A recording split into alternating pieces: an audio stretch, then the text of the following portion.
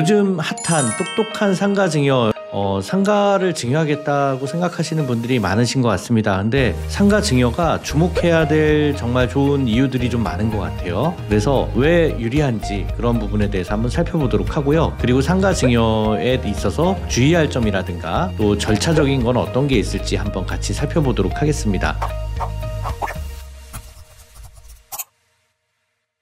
여러분, 똑똑한 상가 증여를 우리가 주목해야 될 이유가 여러 가지가 있는데요. 일단은 사전 증여 자체가 상속세가 절감이 되는데 상가 증여는 상속세 절감 효과가 훨씬 더 큽니다. 가액 자체도 크고 또 자녀한테 증여해도 유리하고 또 손자 손녀한테 증여해도 굉장히 유리한 부분이 있습니다. 자, 그리고 자녀가 상가에선 임대료가 나오기 때문에 지속적으로 경제적 기반을 마련하기에 굉장히 유리합니다. 그죠?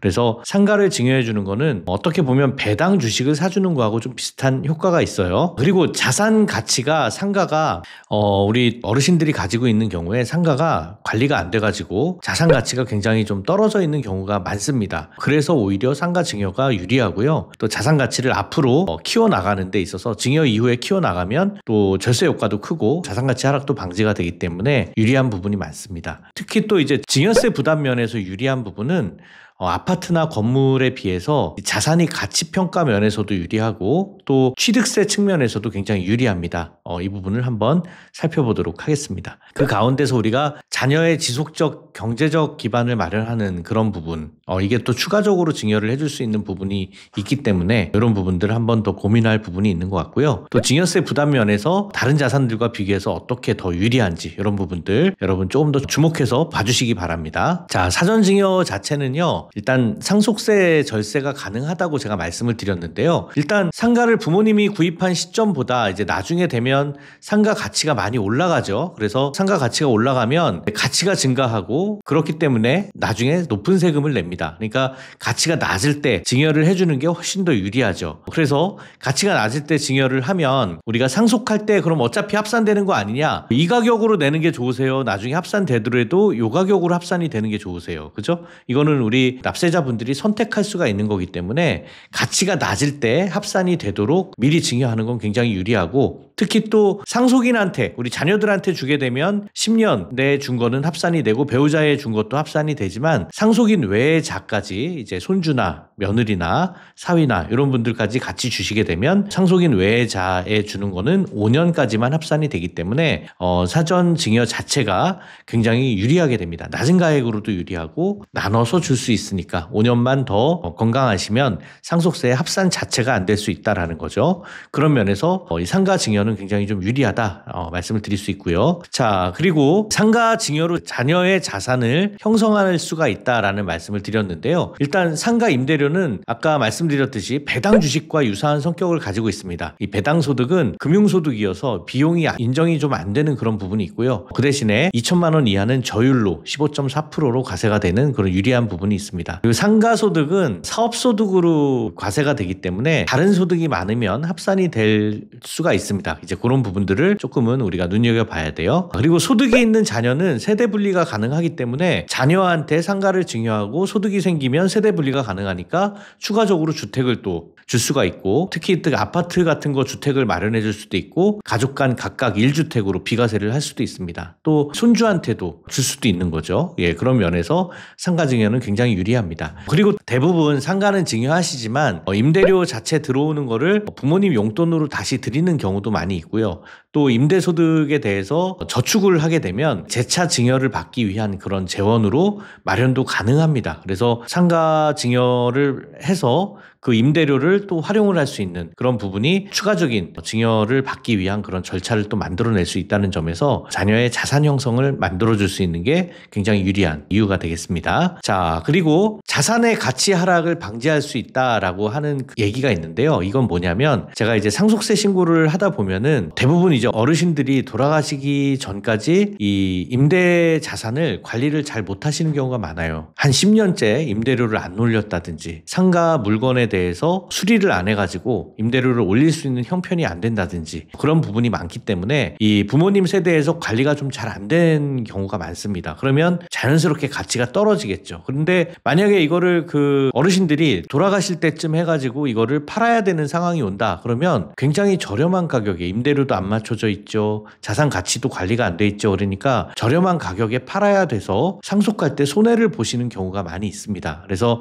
그런 부분에서 상속할 때 가치가 하락하는 것보다 미리 증여를 해서 우리 자녀들이 관리를 하게 해주면요, 훨씬 더 유리한 부분이 있죠. 건물이 관리가 잘 될 수도 있고 또 임대료도 상승시켜서 미리 그 가치를 높여놓는 그런 효과도 생길 수가 있습니다. 그리고 사전 증여를 하게 되면 낮았을 때 가치로 주기 때문에 합산이 된다고 하더라도 상속세 절세가 굉장히 유리해지는 경우가 많아서 여러분, 상가 증여는 여러 가지를 한번 봐도 굉장히 똑똑한 절세 방법이 아닌가 생각을 합니다. 그 이유에서 또 가장 중요한 게 뭐냐면요, 증여세 부담 면에서도 굉장히 유리해요. 이게 왜 유리하냐면, 여러분 이제 감정평가를 세법, 제가 개정세법에서도 말씀드렸듯이 주택도 감정평가를 받도록 돼 있습니다. 그래서 우리가 이 자산이 건물, 빌딩 같은 거는요 당연히 감정평가를 받아야 돼요.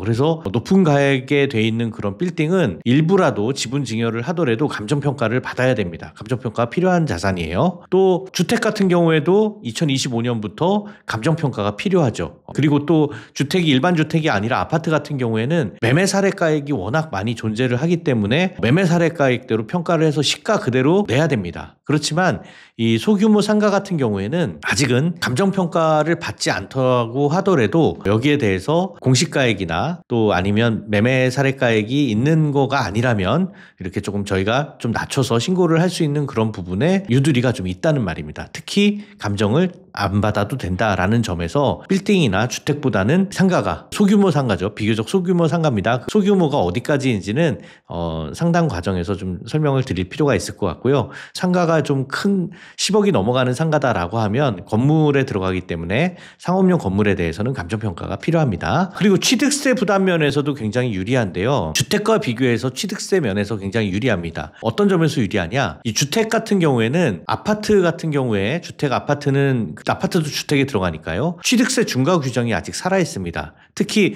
증여로 주게 되면요, 지방세법 13조의 이 규정에 보면은 조정 대상 지역에 있는 주택, 여기에 대해서는 일정 가액 이상의 주택을 증여할 때, 일정 가액이 얼마냐면 시가 표준액 3억 이상입니다. 그러니까 보통 한 5억 이상 주택을 준다라고 하면은 거기에 대해서는 일반 세율의 4배를 합한 세율, 그래서 일반 세율이 3%이기 때문에 4배를 합한 세율 12%인데 거기에다가 여러 가지 지방소득세에 추가적으로 붙는 세금들이 있어요. 지방교육세라든가 뭐 이런 여러 가지 세금들이 붙으면 거의 한 13% 이상을 내게 됩니다. 그래서 증여로 주게 되면 주택 같은 경우에는 취득세가 많아서 지금은 증여하기가 좀 굉장히 어려워요. 그래서 많은 분들이 이거 자녀들한테 빨리 상속세를 줄이기 위해서 상속세가 개정이 된다고는 하지만 2028년도까지 순탄하게 과정을 거쳐야 그게 되는 거기 때문에 이거를 빨리 좀 줘서 상속세를 줄여야겠다라고 생각하시는 분들은 상가를 주자. 상가는 특히 취득세 중과가 안 된다는 면에서 굉장히 유리할 수가 있습니다. 특히 그 주택으로 쓰는 근생 건물 같은 경우에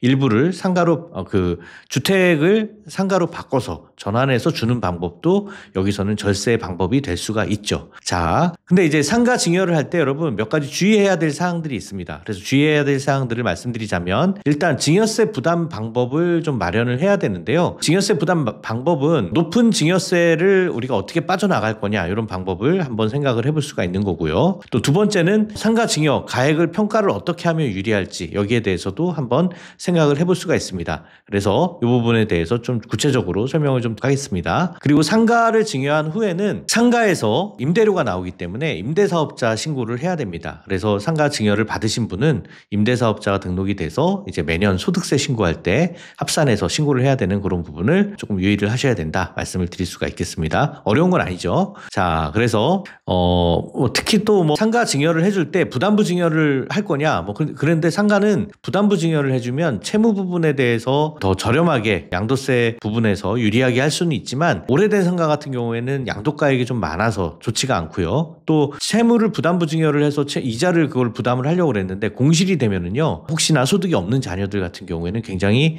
리스크가 커집니다. 그러니까 상가는 부담부 증여보다는 전체를 비교적 소액 상가들이 많기 때문에 그렇게 주는 것들도 유리하겠다, 이런 생각이 듭니다. 상가 증여할 때 유의할 사항 조금 더 구체적으로 한번 들어가 볼게요. 증여세 부담 부분은 어떻게 우리가 해결할 거냐. 여러분, 증여세가요, 상속 증여세율이 이게 참 바뀌어야 되는데 말이 많죠. 우리 상속 증여세율이 70년대 고안이 된 게 아직도 지금 그 세율이 똑같습니다. 그래서 30억이 넘어가면 50%인데 여러분 제가 그 강의를 하면서 고액자산가들한테 한번 여쭤봐요. 어느 정도 세금이면 우리가 자녀의 자산을 만들어주는데 부담이 적을까요? 물어보면 30%는 좀 많은 것 같습니다. 이런 대답들이 많이 나오고요. 20% 정도는 그 정도는 부담을 하더라도 괜찮을 것 같아요 라고 생각하시는 분들이 좀 많습니다. 그래서 워낙 많은 세금을 부담하는 자산가분들은 보통 한 20% 정도 범위 내에서 세금을 부담하면 좋겠다라고 생각하시는 분들이 많기 때문에 5억 이하로 증여를 하는 거는 굉장히 합리적으로 저율로 세금을 부담하는 거라고 볼 수가 있습니다. 그러니까 증여세를 5억 이하로 부담할 수 있도록 20% 이하로 부담할 수 있도록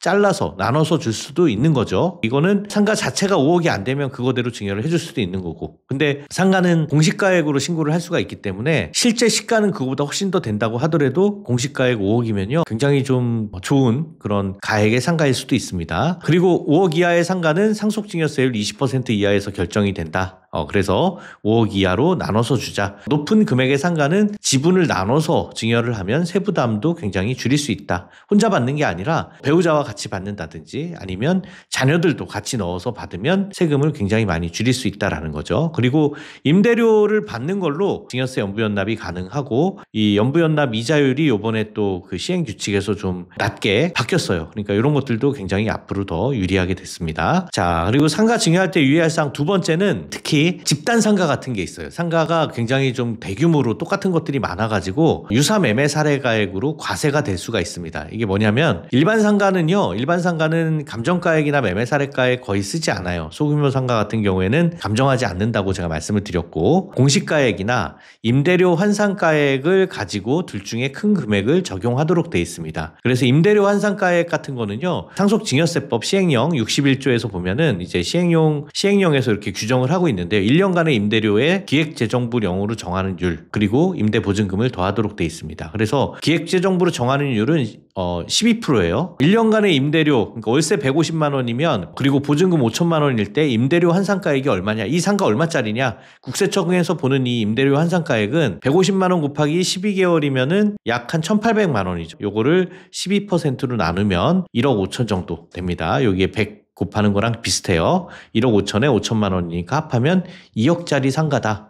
근데 월세 150만 원 나오는 상가가 여러분 2억밖에 안 해요? 낮죠. 그죠? 시가는 훨씬 더 될 겁니다. 시가는 이 공시가액이나 임대료 환산가액보다 훨씬 더 높은 상가가 될 확률이 높아요. 그럼에도 불구하고 금액이 적은 경우에는 감정을 하지 않을 수가 있기 때문에 상가 증여는 굉장히 유리하다라는 거예요. 자, 상가 증여를 여러분들이 그러면 하시려면 구체적으로 어떤 계획을 세워야 되느냐? 일단 부모님이 허락을 하셔야죠. 그리고 부모님이 이 상가를 관리하는 현황이 잘 되고 있는지, 연간 임대료 상승이 잘 관리되고 있는지 이런 걸 봐야죠. 그래서 상가가 어느 정도 가치로 평가가 되는지, 이게 단독 상가냐 아니면은 집단 상가냐 이런 거에 따라서 매매 사례가액이 종종 나오는 건지, 아니면 이것 자체로 그냥 공시가액이나 임대료 환산가액을 써서 할 수 있는 건지를 판단을 하고, 그 금액만큼 우리가 증여 대상자를 혼자서 받을 건지 이걸 또 나눠서 받을 건지 이런 걸 가지고 저희가 상가 증여에 대한 구체적 계획을 잡아드립니다. 그리고 거기에 따른 최적의 증여세 절세 방안을 같이 연구를 해서 나중에 상속세 절세가 되는 토대를 같이 준비를 하게 됩니다. 여러분, 이런 계획으로 우리가 준비가 되기 때문에 가급적 배우자와 같이 상담을 오시는 게 좋아요. 혼자 상담 오실 때 혼자 오시지 말고 배우자와 같이 상담을 오셔서 증여 시기, 또 임대료 인상 시기, 또 증여자별로 각각의 세금이 얼마나 나올지 계산을 확실하게 받아가시면, 그러면 상속세도 줄어들고 사전증여가 굉장히 유리한 절세 방법이 됩니다. 부모님 건강하실 때 미리미리 준비하세요. 오늘은 상가증여와 관련된 똑똑한 상가증여 알아봤습니다. 궁금하신 점은 댓글로 좀 남겨주시면 제가 댓글로도 상담 드리고, 경우에 따라서 대면 상담이 필요하신 분들은 연락 주시면 잘 상담해 드리도록 하겠습니다. 감사합니다.